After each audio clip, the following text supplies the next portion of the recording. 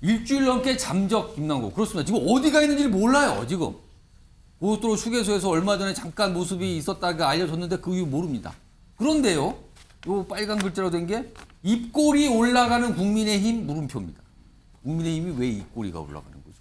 입꼬리가 올라간다는 건 뭐가 좋다는 뜻 아닙니까, 지금요? 이렇게 돼 있습니다. 주제가. 자, 그럼요. 우선 관련 영상 준비된 게 있습니다. 먼저 확인해 보겠습니다. 440만 원 인출했습니다. 작년 대선 기간 1월부터 3월까지. 이체입니다, 사실은. 이체. 그래서 인출이 아니라 다른 거래소 실명 인증이 된 제 지갑 주소로 이체한 겁니다. 2022년 1월부터 3월까지 ATM에서 현금으로 제가 인출한 게 440만 원밖에 안 됩니다. 처음에 제기된 의혹을 중심으로 거래 내역, 잔고 내역, 이체 증명서 이런 것들을 전부 다 투명하게 첨부해서 공개를 했고요. 그리고 또 이런 어떤 계좌들, 이용한 계좌들은 전부 다 제 실명 계좌를 이용했기 때문에 숨길 수가 없습니다. 작년 2월과 3월 대선을 전후한 기간에 무려 2억 5천만 원 이상의 코인을 현금화한 걸로 드러났습니다. 코인 거래소 연결 계좌를 통해 현금을 인출해놓고 위장용 통장을 들고 나와서 온 국민을 속인 것입니다. 김 의원은 재산 신고 때 현금으로 인출한 이 2억 5천만 원을 신고하지 않았습니다. 이 돈은 어디로 갔습니까? 현재 검찰은 다른 거래소 연결 계좌 추가 인출 가능성을 보고 자금 흐름을 추적하고 있다고 합니다. 박정호 의원님, 네. 국민의힘에서 지금 뭘 의심하고 있는 겁니까? 지금 사실은 그 김남국 의원이 좀 전에 저희 김어준 방송에서 나온 것처럼 여러 가지 해명을 초기에는 예, 했습니다만은 거의 대부분 뻥으로 드러났어요. 지금 사실이 얘기했던 아니다, 것처럼 지금.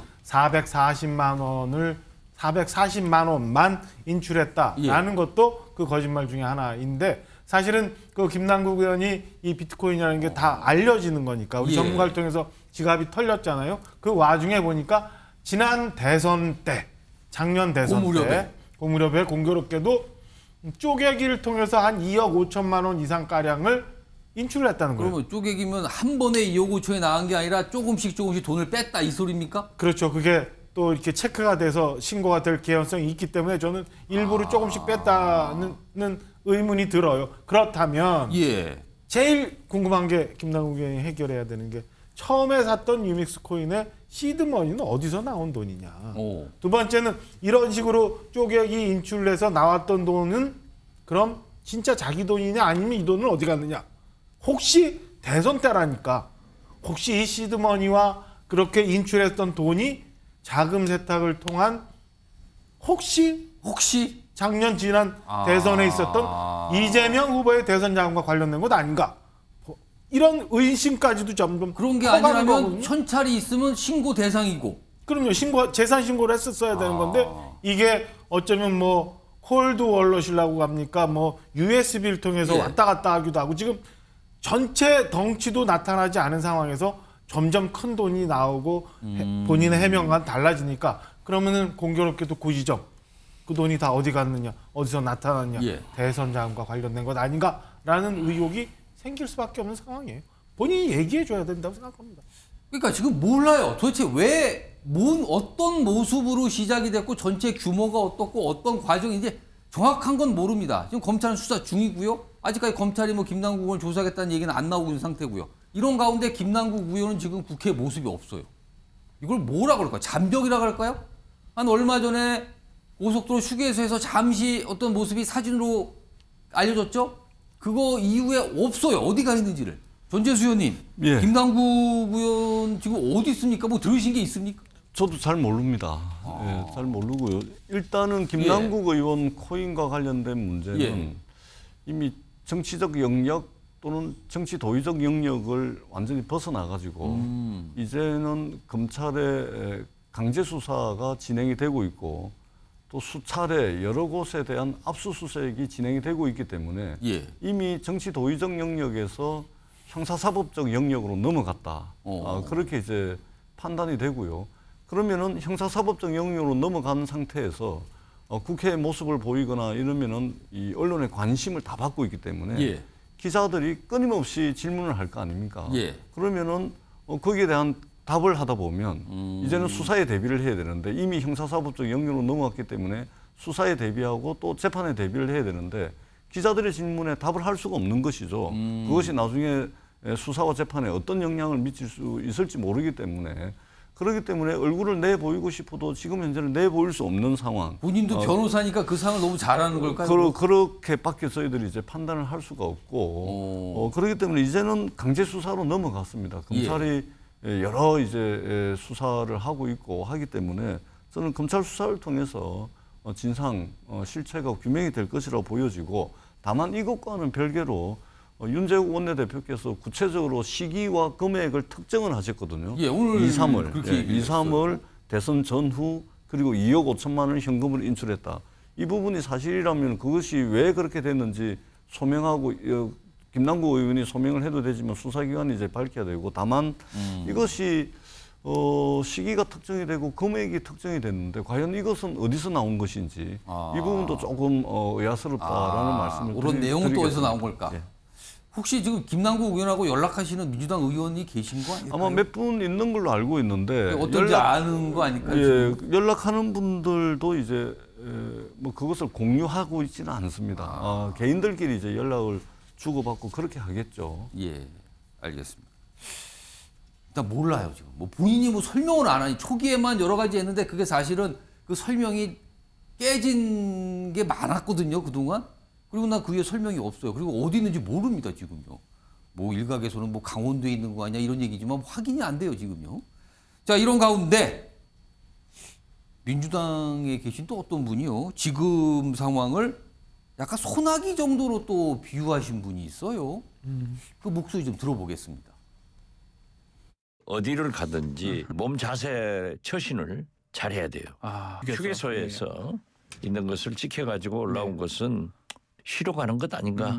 어떻게 됐든 태풍은 강하지만 길지 않습니다. 소나기는 피하고 봐야 돼요. 그렇기 때문에 저는 거듭 김남국 의원이 지금처럼 언론에 나타나지 말고 자숙하면서 윤리 검찰 수사에 협력하는 대비를 해야 된다.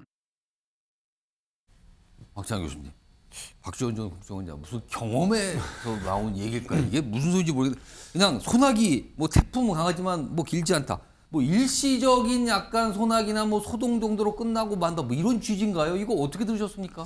박지원 전 국정원장이 정치를 오래 하셨잖아요. 예. 오래 하다 보니까 어느 정도의 국면도 모든 이슈는 다 전환되니까 결국에는 아마 이런 얘기를 하신 것 같아요. 근데 그러니까 위기는 조금 시간이 지나면 넘길 수 있다. 뭐 이런 건가요? 그렇죠. 뭐 그러면은? 이슈는 전환될 거다 이렇게 보시는 것 같은데 이제 문제는 이게 단순하게 예. 김남국 의원 개인의 문제라면 아마도 이슈가 전환되면은 국민들의 관심과 언론의 관심이 줄어들고 예. 나중에 좀 전환될 가능성이 있습니다. 그런데 이게 지금 김남국 의원 개인의 문제로 끝날 문제가 아니라는 거죠.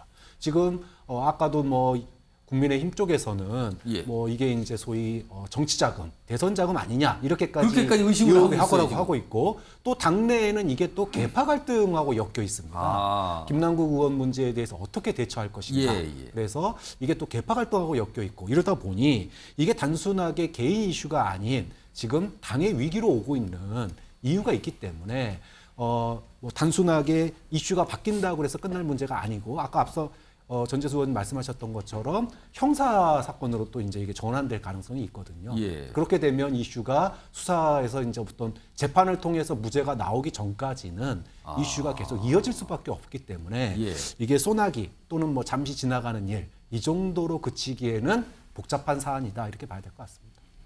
최기식 변호사 보시기에 이게 소나기입니까? 태풍인데 긴 태풍입니까? 짧은 태풍입니까 이게? 장마죠, 장마. 장마요. 예, 예. 장마면 이게 엄청 비가 많이 내리는데 오랫동안. 네, 예. 오래 갈 겁니다. 오래 가고 지금 잠시 이제 피한 것은 아마 저 박지원 전 국정원장 말씀처럼 너무 지금 태풍이 강하게 보니까 예. 일단은 좀 피하고 보는데 예.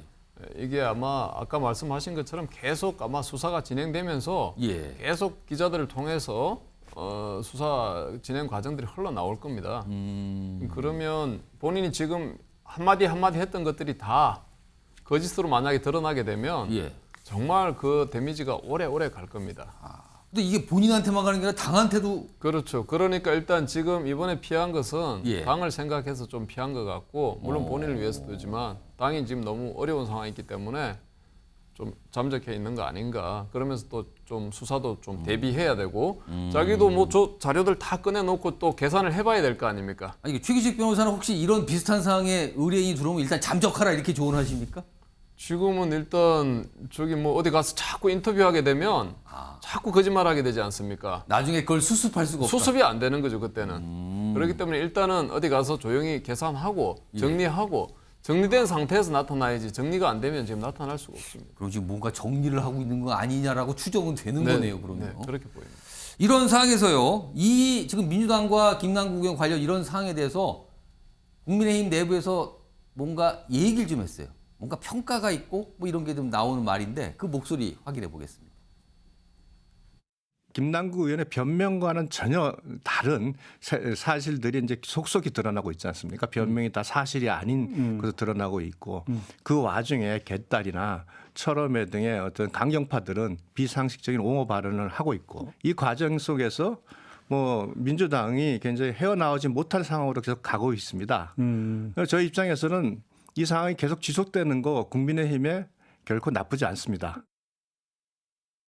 박정호 의원님 결코 나쁘지 않습니까? 국민의힘에 지금 이 상황 계속 오래 가는 거 아까 최기식 변호사 이거 장마인데 그랬는데 지금요. 그렇지 않아요. 이게 다 여도 야도 다 같이 잘못되는 방향으로 가는 거기 때문에 예. 앞서 우리가 잠깐 얘기했잖아요. 지금 오히려 3당이 더 일당인 것 같다. 무당층이 일당인 무당층, 것 같다. 예. 이게 지금 국민의힘과 민주당이 상대적인 시속 게임하고 있는 게 아니거든요. 그래서 저는 정치권 모두가 이럴 때 더 좀 자성을 하고 여도 야도 누가 먼저 국민들로부터 신뢰를 받을 수 있는 혁신을 할 수 있는지 이런 고민을 해야지 저 상대당이 저러고 있으니까 우리가 좋다라고 생각하는 거는 저는 당 지도부의 일원으로서 옳은 판단은 아니었다라는 말씀 좀 드리고 싶습니다. 나 먼저 바뀌어야 되는 이런 자세가 지금 필요하다고 최기식 생각합니다. 변호사는 지금 유상범 의원께서 이거 뭐 국민의힘에 나쁠 거 없습니다 이러고 계속 가는 게 아까 장마 얘기를 하셨는데 이거 어떻게 평가하세요? 나쁘지 않다는 말은 우리가 지금 좀 마이너스 될 건 없고 지금 공격을 해야 되거든요. 예. 지금 수비는 지금 저쪽에서 지금 계속 골을 넣어주고 있으니까 괜찮은데 우리가 득점을 할 수 있는 상황들을 또 만들어 가야 되거든요. 아 지금 자체 득점이 아니다 그 지금. 자체 득점이 아니고 좀 상대의 그 실책에 한 골이란 말이죠. 그래서 이 포인트가 많이 벌어지질 않는 거예요. 그래서 아까 지금 박정호 의원님 말씀하신 것처럼 뭔가 또 새로운 것들을 계속 보여주고 쇄신을 해 나가야지 예. 상대방 실책만 지금 계속 기대어서 갈 수는 없지 않습니까? 전재수 의원님 혹시요 이 코인 투자를 많이 한 세대가 이제 젊은 세대 2030 세대 2030 세대는 사실 코인에 굉장히 관심들이 많거든요. 2030 여론이 나빠지는 거 느끼십니까 혹시? 좀? 느낍니다. 예. 어떻게 좀 뭐 지역구라든가 여기 서울에서 있으면 좀 느끼십니까? 그렇죠. 국회의원들이 있잖아요. 예. 다른 공무원들하고 틀린 게 뭐냐면 예. 민심에 가장 근접해 있고 이 민심에 바로 100% 온전히 오롯이 노출돼 있는 사람들이 국회의원들입니다. 예. 그렇기 때문에 일반 공무원들, 일반 고위공직자, 장관이나 뭐 차관이나 일반 이제 뭐 중앙정부, 지방정부에 있는 공무원들하고 바로 다른 점이 바로 이런 부분이거든요. 민심을 바로 체감을 합니다. 왜냐하면 지역구에서 뭐 이 골목도 걸어댕기고 저 골목도 걸어댕기고 이 행사도 가고 저 행사도 가는데 예. 거기 만나는 분들이 정치 이야기 다 하거든요. 그렇겠죠. 당신들 요즘 뭐 하냐? 우리는 이렇게 생각한다. 그렇기 때문에 민심에 굉장히 민감하게 반응할 수밖에 없는 사람들이 바로 선출직 공직자, 그 중에서도 국회의원들입니다. 그렇기 때문에 저도 지난주에 이제 저희들 젊은이들이 많이 모이는 덕천동의 젊음의 거리라는 곳에서 의정부 오서를 좀 나눠드렸는데 아 부산이요? 부산에서? 그렇습니다. 예, 제 지역구에 젊음의 거리라고 젊은 사람들이 굉장히 많이 왔다 갔다 하는 곳인데 예. 의정부 오서 이제 전해드리면서 이제 그 젊은 분들이 저에게 그 이야기를 많이 합니다. 이래서는 되지 않는다. 라는 이제 말씀들을 많이 주고 있기 때문에 실제 상당히 이제 민주당이 위기의식을 느끼고 이 위기를 기회로 만들려고 하는 뼈를 깎는 자성과 노력이 전제되지 않는다면 상당히 위험한 상황으로 갈 가능성이 있다. 그런 위기의식을 저희들이 가지고 있습니다. 박상현 교수님 학교 계시니까 대학생들이잖아요. 얘기 좀 합니까 이거? 불과 2, 3년 전만 해도 수업 시간에도 코인 하는 거 못 말릴 정도였습니다. 뭐 계속 수업 시간에요. 네. 학생들이. 뭐 그럴 정도의 상황이었는데 예. 누구는 그걸로 2배, 3배, 몇십억 벌었다 그러고 본인들은 지금 코인 상황이 이렇다. 이렇게 되면 대부분의 그 학생들이었으면 대부분의 학생들이 투자 실패한 거 아닙니까? 이제 졸업하고 이제 없는 친구들도 예. 있고 뭐 다 그러는 건 아니니까. 근데 어쨌든 그런 누군가 우리가 이제 사춘기 땅 사서 배 아픈 판에 그게 불법이거나 또는 편법이거나 위법이었다 그러면은 예. 거기에 비난이 집중될 수밖에 없거든요. 아. 하면 떠오릅니다. 이게 그 세대의 트라우마 같은 거예요. 그러면 이 세대가 그냥 1, 2년 지나고 있는 게 아닙니다. 나이를 들어갈수록 그렇죠. 과거에 있었던 예. 일들이 그대로 쫓아 올라가는 거거든요. 좀 그런 점에서 민주당이 시간 지나가기를 기다려서는 안 된다. 깔끔하게 정리하고 가야지 예. 그 세대가 나이를 먹어가도 민주당의 이미지와 민주당의 비전을 제기할 수 있는 거지. 만약에 이 이미지를 고스란히 안고 가면은요, 이 세대가 나이 먹을수록 고스란히 민주당에 대한 평가도 따라다닙니다. 그 점을 좀 기억했으면 좋겠어요. 네 분 패널 말씀 쭉 들어보니까요. 아까 박지원 전 국정원장은 소나기라 그러셨는데 아무리 봐도 소나기는 아닌 것 같아요.